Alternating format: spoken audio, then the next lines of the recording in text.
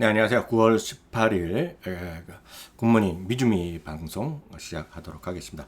아시다시피 월요일 방송은 저희가 사전 녹화를 하고 있다는 거, 그리고 지난주 수요일부터 저희가 굿모닝 미주 라이브를 진행 못하고 있습니다. 저희가 사무실을 계속 이전을 했는데요. 아직 인터넷이 아직 설치가 안 됐습니다. 그래서 아마 월요일 날 될 것 같은데, 혹시 월요일 날 안 되면 화요일 날도 방송 못 하겠는데요. 여하튼 뭐 빠르면 화요일, 월요일 중에는 뭐 그 인터넷 설치되지 않겠습니까? 여하튼 늦어도 화요일 날 아니면 수요일부터는 정상적으로 방송 아침에도 저희가 라이브 진행한다는 거 말씀드리도록 하겠습니다. 지난 주말에 저희가 주말 라이브를 통해서 간단하게 시향이라는 정리해 드렸는데요. 그날 했던 거 다시 한번 간단히 요약하고 추가적인 설명할 거 우리가 빠른 시간 동안에 15분 내외에서 오늘도 끝내도록 하겠습니다. 지난 그 금요일 날, 미국 시장 금요일 날은 결국은 금리도 올라가고 달러 9주 연속 올라가는 것으로 마감됐고요. 9주 연속은 2014년 10월 이후 처음. 여하튼 금리도 올라가고 달러도 올라가고 유가도 올라가고 모든 것이 악재 투성일 수밖에 없는 와중에 미국 UAW가 또 파워까지 하면서 전체적으로 뭔가 좀 뒤숭숭한 그런 분위기가 되겠습니다. 3대 지수 모두 하락한 흐름이 되겠고요. 아시다시피 S&P 500, 나스닥은 주간 단위 하락하는 모습. 그렇지만 여전히 나스닥은 30%, S&P 500은 15%가 연초 대비 올라가 있는 그런 모습이 되겠습니다. 뭐 여러 가지 요인이 있겠지만 뭐 별거 아니라고 생각하는 뭐 탐리 같은 경우에 이런 일이 하고 있어요. 금리 때문에 올라가 떨어진 것도 아니고 달러 때문에 떨어진 것도 아니고 실적 이거 다 상관없이 결국은 지난 금요일날 코드러플 위층데이였는데요. 최근 15번의 코드러플 위층데이 중에 13번이 하락했는데요. 이번에도 뭐 그 정도였다라는 해석을 하고 있습니다. 그렇지만 오늘 메인 주제 중에 하나가 되겠는데요. 아시다시피 마이크 윌슨은 다시 한번 지난주 수요일날 금 계속해서 여기저기 방송이나 언론을 통해서 레포트도 나오고 발표도 하고 있는데요. S&P 500이 진짜 지금 위험하다는 얘기를 하는 거죠. 그리고 자기가 봤을 땐 비싸다는 얘기를 하는 겁니다. 이분의 일반적 얘기가 위험하고 그 익스펜시브하다는 거. 이기 때문에 시장에서 약간 충격적인 모습 보고 사람들이 약간 또 겁내면서 그 매도에 휩쓸리면 25%까지 떨어질 수 있고, 25% 떨어지는 것은 결국은 3,000포인트대, 그러니까 지금 4,500이잖아요. 3,000포인트 수준으로 다시 떨어갈 수 있다는 그런 무시무시한 얘기를 하고 있는데요. 쉽게 얘기해서 리스크 앤 리워드죠. 그러니까 주식이라는 것이 위험한 것 대비 그러니까 리스크 리워드 이런 것들이 결국은 보상 대비 위험 뭐 이런 것들이 전체적으로 좀 높으면 되는데, 리턴이 크면 되는데 자기가 봤을 때 그렇게 크지 않다는 얘기하는 거 되겠고요. 지금은 밸류에이션과 여러 가지 봤을 때 자기 보기에는 지금 최악이라는 겁니다. 최악. 그래서 지금은 주시장이 유지될 수 없다는 얘기를 하고 있겠고요. 자기가 이런 것을 제조업체라든가 대출 담당자 이런 것들 여러 가지 설문조사 해봤더니 자기가 봤을 때 보면 지금 먹고 살기도 쉽지 않고 이자율도 올라가고 사람들 돈이 없어서 재투자 그 대출을 받고 추가 대출을 받고 이런 사람들 많이 있기 때문에 지금 쉽지 않다 얘기하는 그런 얘기를 하고 있겠고요. 그래서 지금 보면 시장에서의 지역은행의 추가적인 문제도 발생할 수 있겠고요. 중국의 부동산 이슈도 있을 수 있다는 얘기를 하고 있고요. 그리고 또 여전히 시장에서의 일본 은행도 예상보다 빠른 금리 인상, 중국의 부동산 가법 이건 쭉쭉쭉 흘러오면서 시장은 제일 겁내는 소리는 지금 균열이 형성되고 있다. 여기 보면 균열이라는 표현을 써요. 균열이 커지고 있다는 얘기하고 있고, 그 균열이 어디 있느냐? 여기저기 다 있다는, all over the place, 여기저기 다 있다는 얘기죠. 그래서 사람들이 지금 균열이 확대되고 있기 때문에 사람들이 자기만 갖고 있는 몇몇 주식에만 집중하는 약간 투기적 흐름을 이어가고 있는데, 이게 마이크 윌슨 얘기는 이어지기 쉽지 않다라는 경고의 목소리를 하고 있다라고 이해하시면 되겠습니다. 그래서 이분은 지금 왜 어렵냐? 지금 실적도 자기 보기엔 실적도 떨어지고, 얘기했던 대로 지역은행 문제, 중국의 부동산, 일본 이런 것들이 전부 다 지금 어려운 와중에서 지금 기대되는 위험 대비 생각하는 기대 대비 이익이 절대 크지 않고 밸류에이션 보면 지금 말도 안 되는 거야. 유지될 수 없다. 그런 아주 경고의 목소리를 하고 있다는 것입니다. 여튼 그런 상황에서 시장은 지금 만만치 않은 흐름이 지금 이어지고 있고, 그것은 유가도 있고 금리도 있고 10년 물금이 다 있지만 제가 봤을 때 우리가 가장 직관적으로 알 수 있는 건 달러다. 달러가 이렇게 올라가서 늘 말씀드리지만 이게 이익을 압박하는 요인. 특히 이익을 압박하는 정도가 가장 큰 것이 달러 매출, 해외 매출이 큰 것이 테크 주식이 되겠고요. 테크 주식 중에서도 빅테크가 해외 매출이 많고, 그 빅테크들이 우리 다 기억하시잖아요. 2분기에 마진율이 좋아졌거든요. 그래서 이런 것들이 다시 떨어질 가능성이 우리가 있기 때문에 여하튼 3분기 실적인 까지는 제가 보기에 크게 기대할 건 없다. 그래서 걱정거리가 있다는 얘기죠. 주시장 뭐 그래도 올라갈 수 있겠지만 너무 이렇게 맘 놓고 무조건 된다 이런 생각은 좀 쉽지 않다라고 말씀드립니다.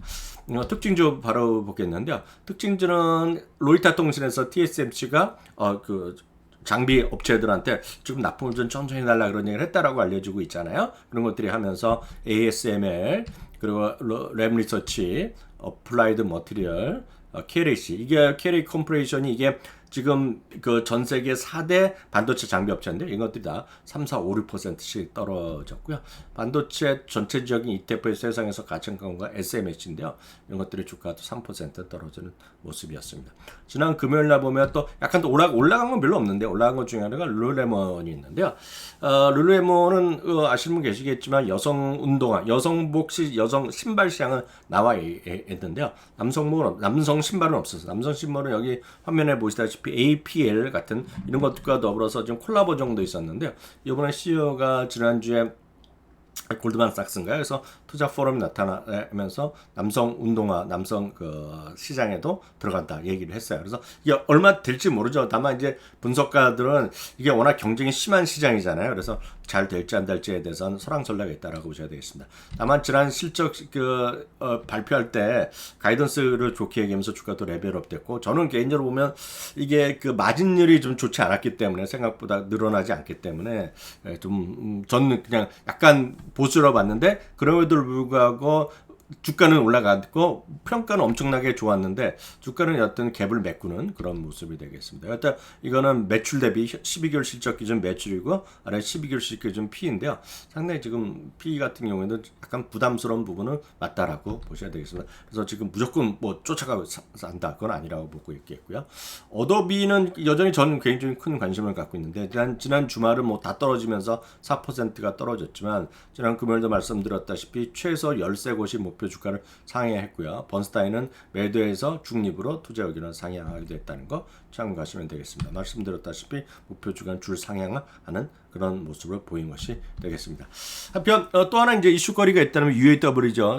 미국의 그 자동차 노조에서 일단 뭐 제한적이나마 뭐 전문 원자인가 보다 몇몇 공장들 해갖고 파업을 선언했는데요.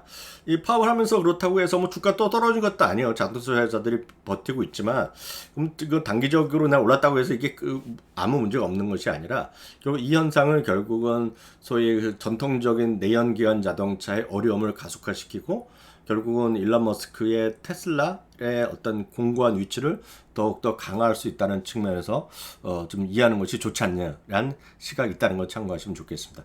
관련해서 댄 아이브스의 그 레포트 얘기 한번 보실 필요가 있겠는데요.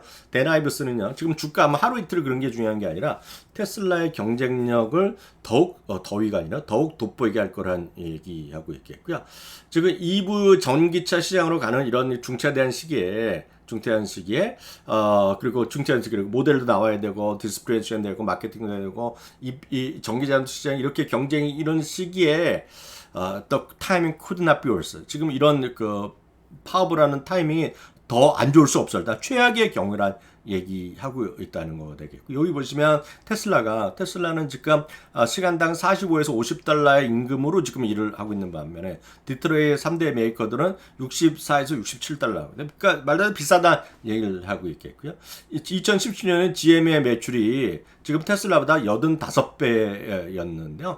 2022년에 지금 고작 5배밖에 안 된다는 얘기잖아요. 그만큼 GM이 위축되고 있고 그리고 테슬라는 잘 되고 있다. 그런 얘기죠. 그래서 요거는 이제 제가 간단히 말씀드린 거고 요걸 제가 번역기를 그냥 돌린 건데 뭘 보든 간에 그런 얘기니까 어려운 게 아니니까 보셔야 되겠고요. 어찌됐건 지금 테슬라의 경쟁력은 더욱더 커지고 댄 아이브스에 따르면 그런 기존 자동차 회사의 어떤 경쟁력이 진짜 어려운 시기에 좀 매력이라는 얘기 한마디로 보면 여기 보시면 2019년 이후에요. 테슬라는 1320% 올랐고 GM은 4%가 떨어졌고 포드는 50%가 떨어졌다.